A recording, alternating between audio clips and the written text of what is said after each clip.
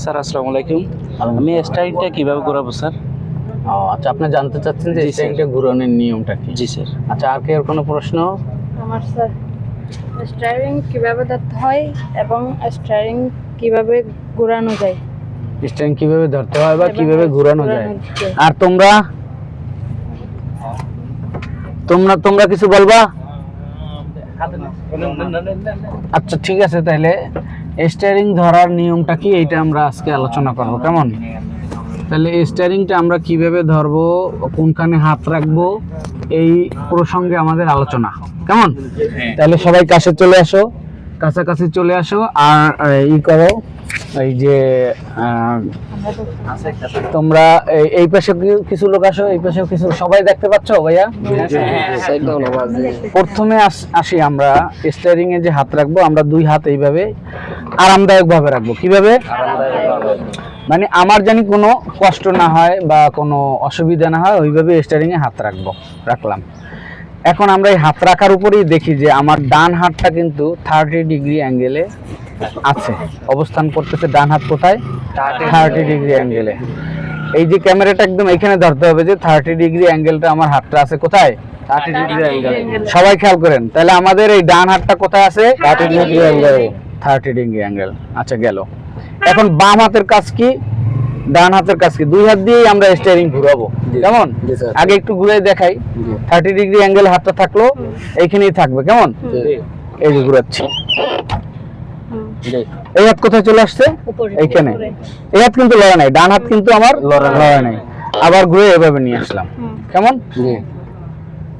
এক রাউন্ড ঘুরে আসলো। 30 ডিগ্রি অ্যাঙ্গেলে হাত আছে, হাত কিন্তু not displace. Okay, steering wheel থেকে কিন্তু হাত সরে নাই, বাম হাত লড়ছে। ঠিক আছে, গেল। এই যে আবার যতক্ষণ ঘুরানো যায় আমি এদিকে 2 রাউন্ড ঘুরাই দিলাম, কেমন? আবার এইদিকে আমি ঘুরাই নিয়ে আসলাম, এই যে এই হাতের সাপোর্ট নিয়ে এইদিকে ঘুরাই নিয়ে আসলাম, কেমন? আবার ডান দিকেও যদি ঘুরাই, তাহলে এইভাবে আমি কি করবো?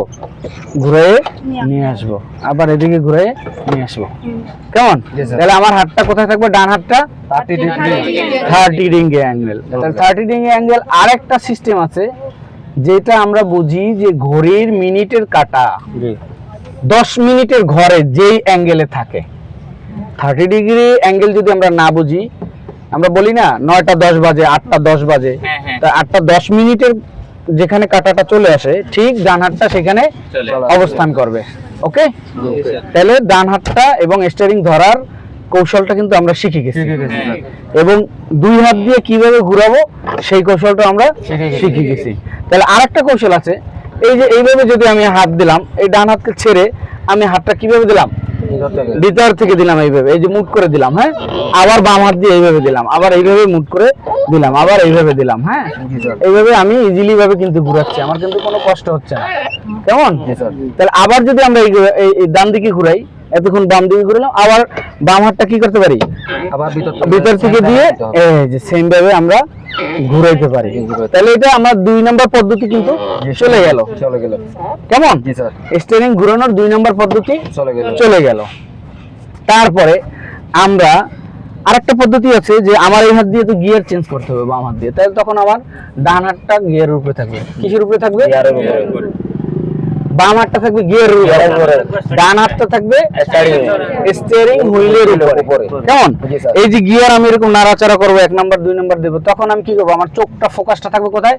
সামনে, সামনের দিকে। ডানে গেলে বামের দিকে লুকিং গ্লাস, এবং বামের দিকে পিছনে আমরা ব্যাক মিরর দিয়ে দেখে নেব। আবার ডান দিকে যখন যাব তখন ডান দিকে দেখবো, প্লাস ডান দিকের গ্লাসটা দেখবো, কেমন?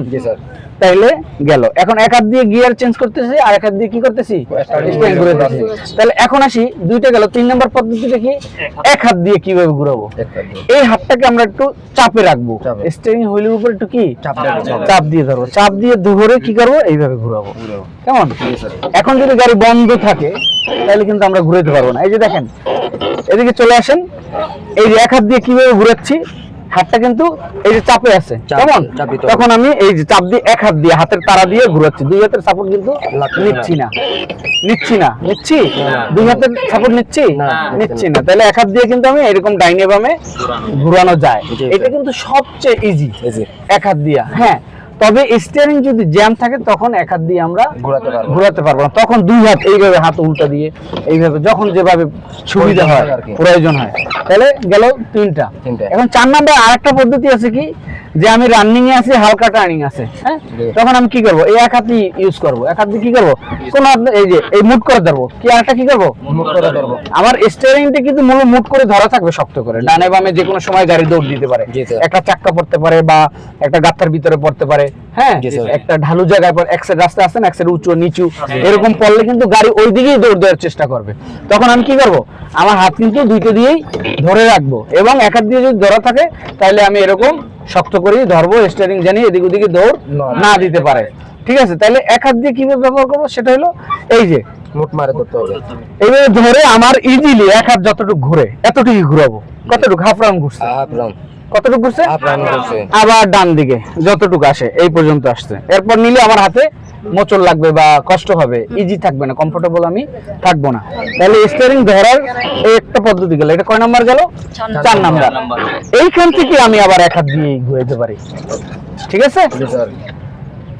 স্টিয়ারিং নিয়ে আর কোনো আলোচনা লাগবে, না স্যার, একদম clear। লাগবে না, একদম ওকে clear, একদম clear, স্যার। ওকে, তাহলে ডান। Thank you so much.